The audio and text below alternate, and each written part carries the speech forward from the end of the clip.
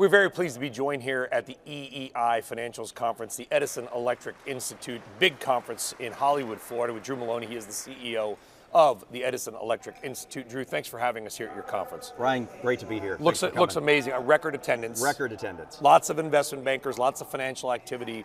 I've seen some of the numbers, but on a broad scale, give us some of the big numbers in terms of grid investments, AI build out. Just give us some of the numbers for power and money that we're talking about. I mean, if you think about it, the electrical grid is the most critical engine that we have in America. If the electrical grid is not working, America doesn't work. So that's why our companies are investing more than $1 trillion over the next 5 years to make sure that we have the energy infrastructure that we need to reliably and affordably provide power to this growing economy. Because the question that we've been asking a lot on CNBC, and I think a lot of the smart women and men here have been asking, is will we have the power to make all these AI dreams come true? I said, Brian, we are made for this moment. We are responsible for 250 million Americans to get their power every day. And we're going to see innovative solutions. We're going to see more power on the grid. We're going to be able to meet this moment. There's exactly 0 nuclear power plants currently under construction in the United States. There's a lot of optimism around so-called small modular reactors, but none are currently operating. There's some growth in natural gas, but the numbers right now don't align as much with what we need, what OpenAI and others are talking about. How do we fill that gap, Drew? Look, we need as much power as possible and as many electrons on the grid as fast as we can get there. And one of the things that we're calling on Congress to do is pass permitting reform. If you think about it, in China, they can build a power plant or a transmission line in less than 3 years. In the United States, it can take more than a decade. So if we can get that time period down, not only does it make faster power to the consumer, but it lowers costs. Permitting costs can be 20% of the cost that we have in our electricity bills. We have to reduce that. You just wrote a letter to Congress about this very issue. Why? Can you explain in just plain English to our audience, why does it take so long to get these things done in the United States? There is too much bureaucratic red tape.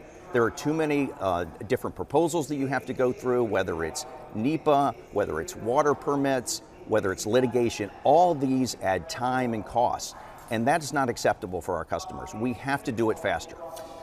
If one of your customers or one of your constituents wants to build a nuclear power plant, they come to you and they say, Drew, we're gonna do it. We're gonna build a 3 gigawatt, about 2 million home nuclear power plant. Right. How long would it take them from idea to the light switch coming on? Well, I think right now you're seeing the government try to incentivize, and they're looking at national lab territories to put this in, but we have to prove out the technology, and the technology's in that proving. So, we're optimistic you could get it in 8 years, but 8 to 10, 12 years away. But the proven technology is the big nuclear.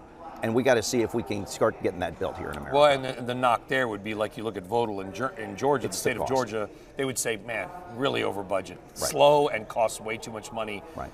Did we learn enough from that to not replicate the cost side of that? I think we did. As you build more, you learn to lower the cost on the project. I mean, the advantage of all these big nuclear is the data centers and on the large loads need a lot of power.